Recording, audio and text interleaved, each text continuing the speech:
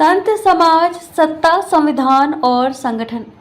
किसी भी देश की व्यवस्था इन 5 अंगों से चलती है। जैसे हमारा शरीर 5 तत्वों और 5 इंद्रियों से संचालित होता है। हर देश की व्यवस्था का सबसे महत्वपूर्ण अंग है संत। संत हमेशा समाज, सत्ता और संगठन का भला चाहते हैं। वह जो उपाय बताते हैं वास्तव में वह ही संविधान में होना चाहिए।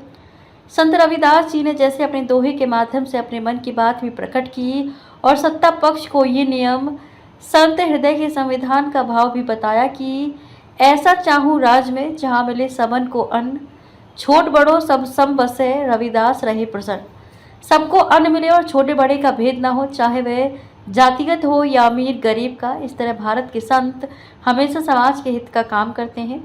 दूसरी ओर अंग्रेजों के ईसाई धर्म के पादरी वैलेंटाइन को देखिए, जिसने एक बकवास काम किया। रोम के राजा क्लॉडियस ने अपनी सेना और सैन्य अधिकारियों विवाह न करने का आदेश दिया, क्योंकि वह जानता था कि सैनिकों के प्यार और शादी दोनों से ही बौद्धिक और शारीरिक हानि होती है। पादरी वैलेंटाइन ने राजा के आदेश का उल्लंघन किया और कई सैनिकों और सैन्य अधिकारियों की शादी कराई।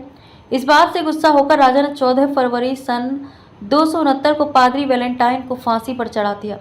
चीन की राजदूत हाउ याकी ने जैसे नेपाल के सेनाध्यक्ष को अपने प्रेम जाल में फंसाकर उनसे भारत के खिलाफ काम कराया और नेपाल की राजनीति को भी अस्थिर किया, जिससे चीन को बहुत लाभ हुआ। भारत, पाकिस्तान सहित कई देशों के सैनिक और सैन्य अधिकारी कभी सोशल मीडिया तो कभी हाउ याकी जैसी खूबसूरत लड़कियों के प्रेम जाल में फंसकर उन्हें सेना के खुफिया राज बताकर अपने देश के साथ गद्दारी कर चुके हैं। भारत में रोहिंग्या की रट लगी रहती है और चीन के लोग नेपाल के रास्ते से होते हुए भारत में घुसपैठ कर रहे हैं। इनके आधार कार्ड भी 500 रुपये में बनाए जाते हैं। भारत के लोग इन्हें अरुणाचल प्रदेश, नागालैंड, मणिपुर, असम, त्रिपुरा, मेघालय, मिजोरम जैसे पूर्वी राज्यों का समझते हैं, क्योंकि चीन के घुसपैठियों का आधार कार्ड इन्हीं राज्यों का बनाया जाता है। इन घुसपैठियों में जो कम उम्र की खूबसूरत लड़कियां होती हैं, वे भारत के युवा सैन्यकर्मी और अधिकारियों सहित शासन प्रशासन के लोगों को प्रेम जाल में फंसाकर उनसे भारत से गद्दारी और चीन के फायदे का काम करवाती हैं। संत रविदास की ही तरह भारत सहित दुनिया की जनता का भला चाहने वाले परम पूज्य संत श्री आशाराम जी बापू ने इसलिए ही वैलेंटाइन डे की जगह पूरे भारत में माता पिता का पूजन दिवस 14 फरवरी को मनाने की संस्कारित परंपरा चला दी है, ताकि भारत सहित विश्व के लोग माता पिता के असली प्रेम को छोड़कर लवर लवरियों के प्रेम में ना फंसें। जनता भारत की हो या विश्व में किसी भी देश की, वह अपनी औलादों को चाहे वह बेटा हो या बेटी, लोफर नहीं बनना चाहती।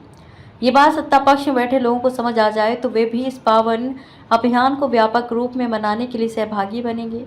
भारत के संगठनों को भी जातिगत सांप्रदायिक नफरत की बातों को छोड़कर ऐसे सुसंस्कार भरने के काम में लगने का कार्य करना चाहिए।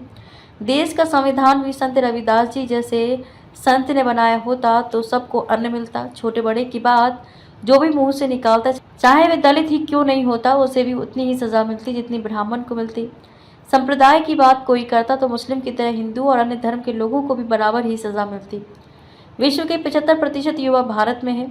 यदि संत रविदास ने भारत का संविधान बनाया होता तो भगत सिंह की तरह भारत का हर युवा फांसी पर चढ़ने को तैयार रहता और अंग्रेजों की कागजी मुद्रा की गुलामी हो, चाहे उनके नियम कानून से बनी व्यवस्था में बंदी आज़ादी जैसी विकराल समस्या भारत में किसी भी तरह की कोई समस्या की नौबत ही नहीं आती।